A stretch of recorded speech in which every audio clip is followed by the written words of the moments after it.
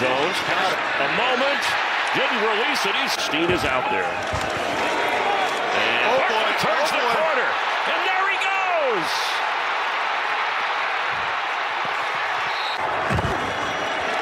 Barkley has it in a crowd. They're going to push, and he is in for a touchdown. Hurts for A.J. Brown. He's got it. He's in. All the way for an Eagle touchdown. On a fourth down play. Oh, baby. Straight ahead. Big hole for Barkley. There he goes. Inside the 15-yard line of the Giants. Hurts the push. There it is. And touchdown Eagles. To Daniel Jones. Blitz is picked up for a moment. But Jones is going to go down again. I mean, this is Nakobe Dean. What's the swallow? Yeah, in your division against your guys. God. And there goes Barkley. He's already had 2 big runs. Let's tack on another one. And he's dragging Giants with him. Hurts forward. And nothing yet. Yes! The return of Saquon Barkley, a success story. And the Eagles get the big time victory against the New York Giants. Saquon's return is fantastic. Wonderful game, something that we've been waiting for probably about a year now. We want this kind of sit back, this domination. Offense, defense, special teams. Listen, fantastic game. Were there little things you could have improved on? Of course, every game is and we're going to talk about them. But that was a hell of a game and what we wanted to see. And Chip, it's what you kind of mentioned on the preview show on Wednesday about the kind of game that you wanted to see, and we saw it. Yeah, it's exactly like you said, what we've been waiting for about a calendar year. A game where, I mean, outside of the first quarter where they really played like garbage and they got to get started quicker. That was a all-around dominant effort. It was dominant by the defense. It stuck to the game plan that we all know needed to happen, which was Saquon Barkley gets the ball. Jalen Hurts did not have to throw the ball a ton. And it got to a point where it was so brutal of a beatdown that we got to see the very anticipated matchup of Kenny Pickett versus Drew Lock. So all I've been waiting for is a game where they dominated so much that they were able to go, okay, we know that we've won this game. They know that we've won this game. Let's move on. I like when they start to on the broadcast start to read the second cameraman was Jim Bob McFlufferstein, and thanks to our producer Bobito McFlufferstein and all the Flufferstein family. Like that's what I've been waiting for. I'm waiting for a game where if it's not an in-market game, they go, we're now going to go to a more competitive game. Because that's how good of a beatdown it was. No, and exactly what we wanted to see too. And listen, was it pretty bad watching those two guys play? Yeah, it was. But it was terrible. It kind of brought you back to 2022 where, all right, there's 8, 9, 10 minutes left in the fourth quarter and Jalen and the starters are on the sideline because you don't need them to still be in. Exactly. And another thing that I did see before we get on, I want to start with Saquon's hell of a performance against his old team. The one thing I saw, Jeff Seversky posted it, and it was, Nick Sirianni talking about Saquon and how he was close to his all-time career record, and sat down next to him and said, "You're only this much away," and everything. And he said, "Let the others eat." Like, and I like that. I like that for a multitude of reasons. The first off being, you don't need it. It was a dominant win. Not in a week. Did everything. You did everything you had to do. The other layer of it that I think is worth discussing is that MetLife field, right? Yeah. Get away from that MetLife field without getting hurt. There's no point in tempting fate just for a couple more yards. No. And listen, the offense started out very slow. Of course, again, no first quarter points, which, is still something, we want to see. We want to see first quarter points. But listen, they pounded them on the ground because the Giants' defensive line, they were getting after the Eagles. Listen, Johnny, Dexter Lawrence is a pretty good defensive player. Did you notice? Oh, I did. And it was funny because Bauer texted me and he said, from last week, and he goes, the Giant after the Giants had like 4 sacks. He's like, Yeah. the Giants D line is trash. But hey, listen, their D line is Listen, very, I told very, you I'd very, admit when I was wrong. I still don't necessarily have him as a defensive player of the year he got 9.5 candidate. sacks. And statistically, he's going to be in the conversation. Plus, with Aiden Hutchinson going down, I mean, he'll be in the conversation. Is a hell of a player, and their defensive But I line think that is very strong. Giants team is just too bad to give them many accolades. I think this is what you have to say about their defense. Their defense is good. They play sound football. The problem is when their offense doesn't do anything and the defense is routinely put out there, and then the Eagles are running the ball down their throat. All of a sudden they got tired. And and they had no way of stopping it. No, when we played Tampa Bay, it wasn't the running, it was just keeping the defense on the field. It was beating them into submission, which is what we have been waiting for. We have been waiting for a game where the Eagles offense beats a team into submission, and it finally happened, and it was great. It was a very enjoyable watch. Yeah, we wanted this. And I think too, like when you look at this game in a whole, when you take it everything, like, yeah, they only had 15 passing and 14 passing Who cares?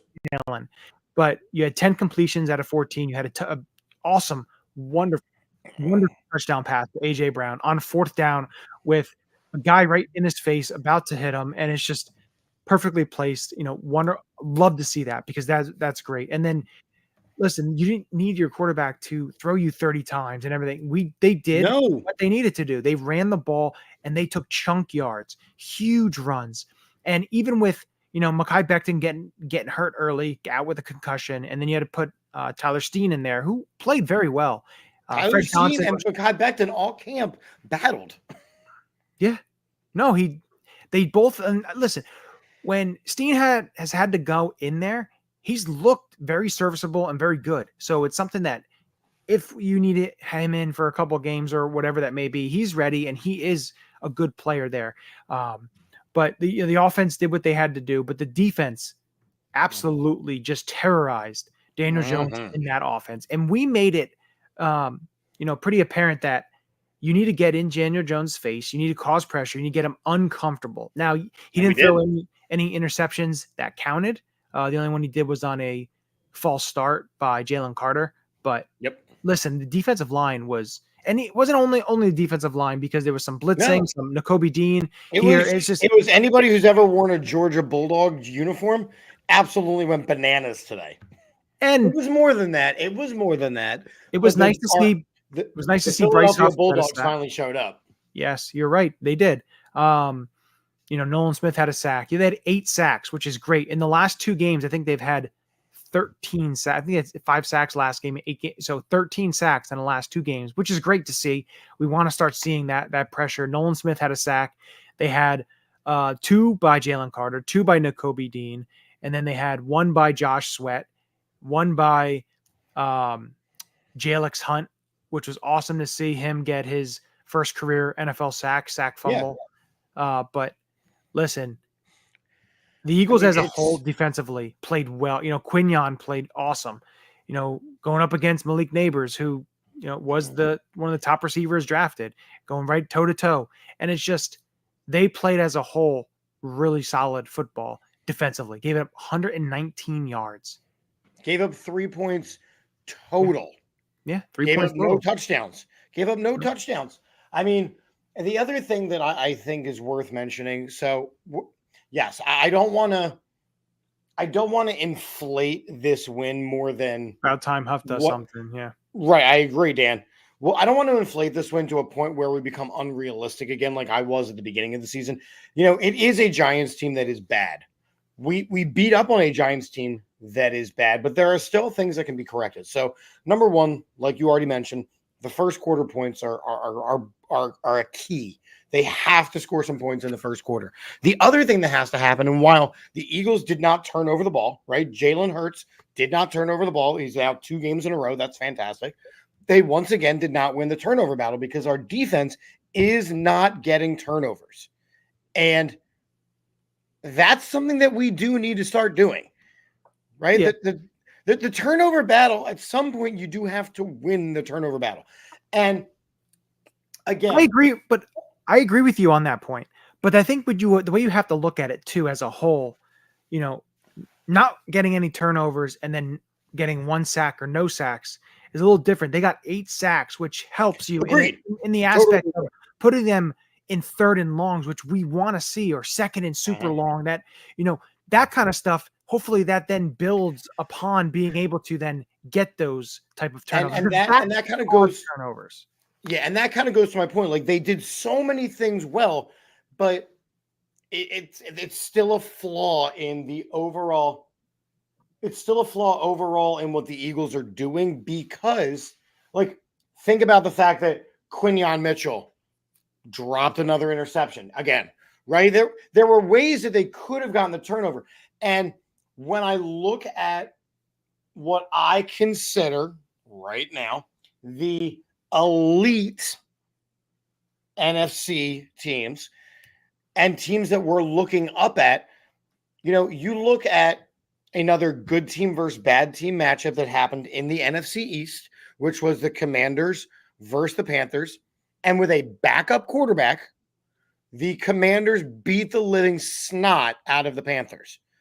Good teams beat up on bad teams. That has got to be the mantra. So this was a good win. There is no denying that this was a good win. It was an emotional win. It felt good. Every part of it was good. It could have been more, right? There were things that we can still clean up to make us be that team that we all thought that we were on paper and finally on the field. You also have to take into account that they stopped playing their starters a few minutes into the 4th quarter. So you can't say this is the eyeball test. And I told you this. I wasn't worried about the score differential, right? I did not say that a dominant win meant that the score differential was inflated. I meant that there were so many things that we saw that were like, they were better. They were better. They were better. And the Eagles continually were better and better and better. 2 things I want to see improve is I want to see us win the turnover battle, and I want to see us score first quarter points. Yeah. Listen, you can want that. And I get that.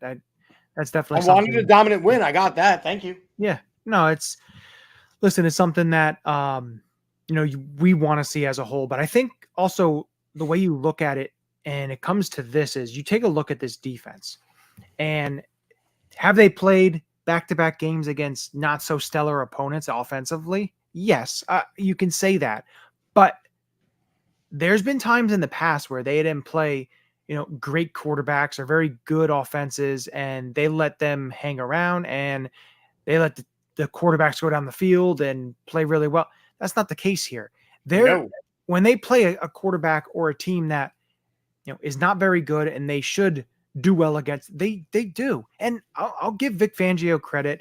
Like, the first couple games of the year, I was kind of like a little suspect and, very frustrated with the way the defense was looking. But again, it was the aspect of, you need to give them some time because it's a new defense with some of these players. I know it's a, same type of scheme, but it's a different voice in there that is saying it a little differently. And I think now that this team is starting to get their bearings, the defense is starting to get comfortable in this scheme. And now they're starting to become of kind of what Fangio wants them to be molded as. And I think that's great because as you start seeing into the season, we're going into week 8 now, and you got a tough matchup. I understand what the record is and everything. This still have a tough matchup coming up. I was thinking about that. So you take what you can get out of this game that was positive and you work that, and then you go into the next weeks. But I think all in all, the way that this victory looked on TV with your eye watching it, and then later on with watching the all 22 and seeing certain things along the lines of that, this was a good victory, a great victory actually, and something that we haven't seen early last year maybe, but even into 2022, where you sit your starters in the start of basically the first couple minutes of the 4th quarter. And it's something that the Eagles grew accustomed to doing that. They did it a number of times in 22 on their run. And it's just something where hopefully they're starting to get back to something, whether it's having that energized, mentality, and that mentality of we're better than you, and we're going to show you why we're better than you. In my opinion, this was the best game that they have played in this organization since the Super Bowl. Yeah. Right. Yeah. I know you like to mention the Miami game, but that ended up being a tough start to the game too. Here, wonky start, middle of the game, they turned it on to a point where they could pull people, right? And it was the right thing to do. This Eagles team finally looked like it had the ability to click. And that's on a day where Devontae Smith had one catch for -2 yards. That's on a day where Dallas Goedert didn't suit up. That's on a day, like you said, the Mekhi Becton was knocked out of the game. This win looked and felt right. And one of my favorite plays of the game was on one of Saquon's very long runs. The pull by Cam Jurgens, very Jason Kelsey-like, and him blowing up that poor defenseless giant that was in front of him to spring Saquon for 55 yards. That was magnificent. It felt good. It felt like that team was attacking again. They weren't playing back. You also have to look at too, in a couple of plays that I thought was really, I thought, okay, this team's ready. I know it was 3rd and 14 and they only got 10 yards and didn't get the first and had to punt it the next play. But the Saquon run where he ran over Dane Belton, the safety from the Giants.